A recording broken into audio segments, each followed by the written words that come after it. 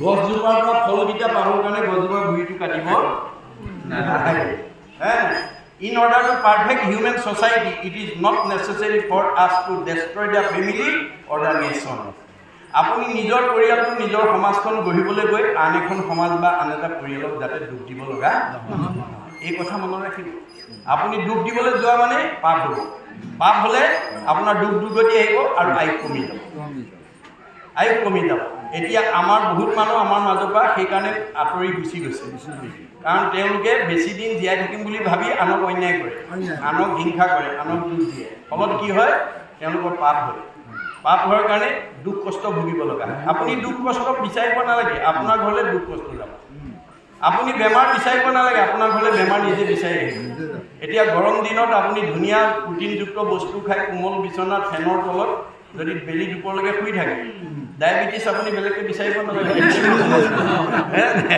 Diabetes বেমাৰ আপোনাৰ ঘৰত গৈ সোমাই যায়, কাৰণ পৰিশ্ৰম নকৰা মানুহৰ ঘৰতে ডায়েবেটিছ যাব।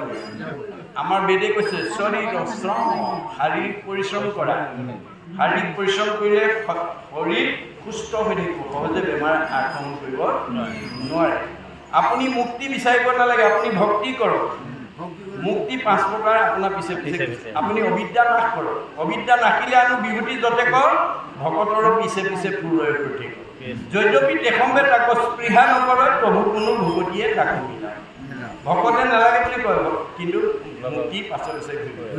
এজন সৎ মানুহ, নীতি নিয়মত থকা মানুহে ক'ব নালাগে মোক সন্মান কৰা, আৰু এজন দুষ্ট মানুহে ক'ব নালাগে মোক অনাদৰ কৰে।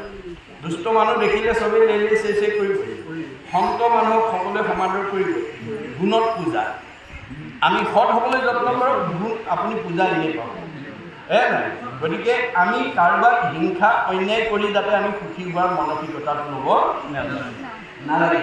সেইকাৰণে কৈছে নকৰি জন্ম বিঠা শুনাইতো কৃষ্ণ কথা পুৰা ৰাম নাম গলে বান্ধি, ঐক্য আয়ু পাতে হ'লে ঘূৰপৰ লোকে গলে আকে লাগি মৰি বাহা খায়। আমি বন্ধু বান্ধৱ লগ পালে, আলহী অতিথি লগ পালে, আমাৰ ওচৰ চুবুৰীয়া মানে আলহী অতিথিৰ লগত আমি সদায় ঈশ্বৰৰ কথা পাতিব লাগে। তেতিয়া আমাৰ জীৱনটো সাৰ্থক হয়। ঈশ্বৰৰ কথা নাপাতি পেলাই গ্ৰাম্য কথা পাতিলে আমাৰ মনবিলাক দুখ বেদনাৰ মাজলৈ গুচি যায়।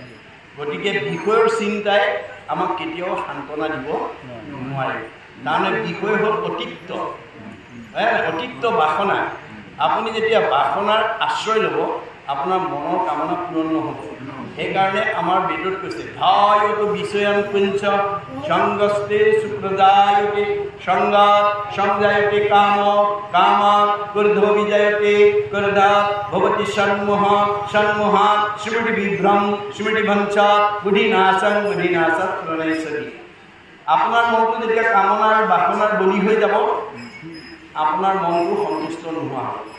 যত দিব্য ঘৰ বাৰী বস্ত্ৰ অলংকাৰ সবেও নুপুৰে মন একলগীয়া।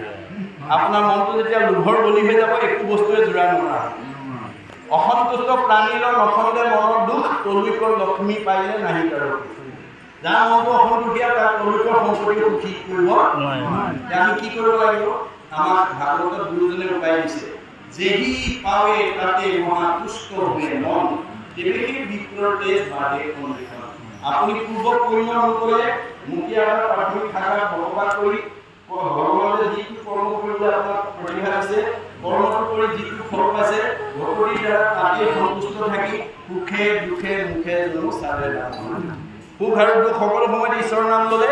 তেজ মানে শক্তি, তেজ মানে প্ৰভাৱ, তেজ মানে প্ৰতিভা, তেজ মানে চেহেৰা, তেজ মানে কমনীয়তা, তেজ মানে পৰমায়ুস বাঢ়ি যায়। আৰু এই কথা নজনাৰ কাৰণে আজি আমাৰ বহুত মানুহে ভাগৱতৰ এই দৰ্শনটো নজনাৰ কাৰণে ভগৱানে দিয়াত সন্তুষ্ট নাথাকি আৱশ্যকতকৈ বেছি বিচাৰি গৈ ৰঙাঘৰৰ অতিথি হ'ব লগা হৈছে। আমাৰ বহুত মানে উচ্চ পদস্থ বিষয়ত চাকৰি কৰা মানুহে ভাগৱতৰ এই দৰ্শনটো নজনাৰ কাৰণে। আমাৰ এজন দাৰ্শনিক পণ্ডিতে কৈছে we must concentrate as much as we get from God. আমাক ভগৱানে যি দিছে আমি তাতেই সন্তুষ্ট থাকিবলৈ শিকিব লাগে। গতিকে আৱশ্যকতকৈ বেছি বিচাৰিব নালাগে। অসহং গ্ৰহ, আমাৰ বেদত কৈছে অসহংগ্ৰহ, আৱশ্যকতকৈ বেছি নিবিচাৰিবা, আৱশ্যকতকৈ বেছি